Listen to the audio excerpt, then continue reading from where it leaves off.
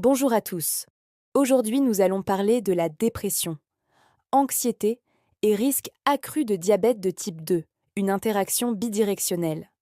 C'est une étude publiée dans Diabetologia, European Association for the Study of Diabetes, a montré que les personnes souffrant de troubles anxieux ou dépressifs présentent un risque significativement plus élevé de développer un diabète de type 2. Mais le plus frappant, les personnes diabétiques sont aussi plus susceptibles de développer une dépression. CA est donc une relation à double sens. Résultat clé. Les patients atteints de dépression ont un risque augmenté de 60% de développer un diabète de type 2.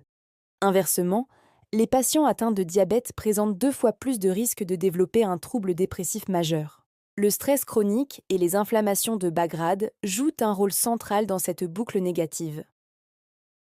Explication scientifique. La dépression et le stress prolongé entraînent une libération continue de cortisol, l'hormone du stress, ce qui perturbe le métabolisme du glucose et favorise une résistance à l'insuline.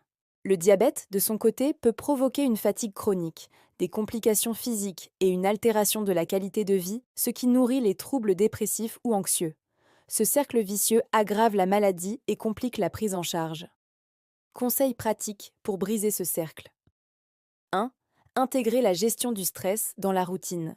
Pratiques recommandées, respiration consciente, prière, pleine conscience, cohérence cardiaque, méditation, yoga ou marche quotidienne. 10 minutes par jour peuvent déjà réduire le cortisol et améliorer la glycémie. 2. Alimentation anti-inflammatoire. Adopter un régime riche en fruits, légumes, poissons gras, noix, graines et huile d'olive. Éviter les sucres raffinés et aliments ultra transformés qui stimulent les pics glycémiques et entretiennent l'inflammation. 3. Activité physique régulière. 30 minutes d'exercice modéré par jour améliorent la sensibilité à l'insuline, libèrent des endorphines naturelles, hormones du bien-être, et réduisent l'anxiété. 4. Suivi psychologique. Consulter un professionnel de santé mentale en cas de symptômes persistants, fatigue émotionnelle, perte d'intérêt, anxiété, troubles du sommeil. Des thérapies comme la TCC, thérapie cognitivo-comportementale, sont efficaces chez les patients diabétiques. 5.